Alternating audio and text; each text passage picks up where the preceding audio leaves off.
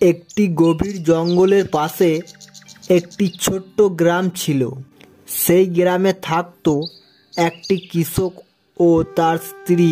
তাদের একটি আদরের ছেলে ছিল, তার নাম ছিল রনি। রনি ছিল খুব ধূর্ত। সে তার পাড়া প্রতিবেশীদেরকে খুব জ্বালাতন করত আর মজা নিত। একদিন সে পাশের বাড়ির থেকে আম চুরি করে নিয়ে আসে। বেটা, কোথায় পেলি আম? আমার বন্ধুর কাছ থেকে নিয়ে এলাম।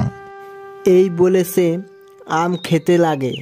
তখন পাশের বাড়ির লোক এসে বলে, তোমার ছেলেটা খুব শয়তান। সে আমার বাড়ির গাছ থেকে আম চুরি করে এনেছে। তোমার ছেলেকে একটু দেখে রেখো। এই বলে সে চলে যায় আর তার মা তাকে খুব বকাবকি করে।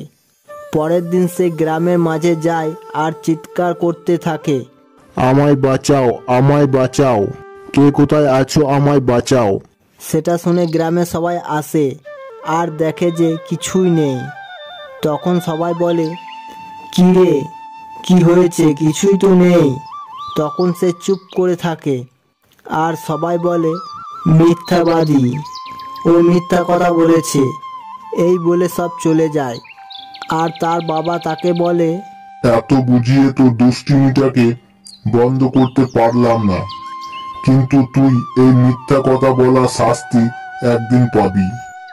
পরের দিন তার সামনে একটি বাঘ চলে আসে আর সে ভয়ে চিৎকার করতে থাকে, কিন্তু তার চিৎকার শুনে আসে না আর বাঘটি তাকে খেয়ে চলে যায়। তো বন্ধুরা, এই ভিডিওটি দ্বারা এটাই শিক্ষা পেলাম যে মিথ্যা কথা বলা ভালো নয়। মিথ্যা কথা বলার পরিণতি এটাই হয়। তাই আমরা কখনো মিথ্যা কথা বলবো না।